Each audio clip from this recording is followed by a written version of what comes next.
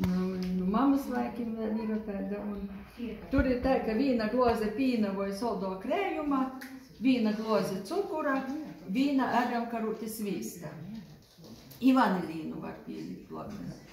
Pīnu vai krējumu var ar cukuru, arī visu laiku jo maisa, i varēšanas beigās pīlīk svīsta tu ēdamkarūti.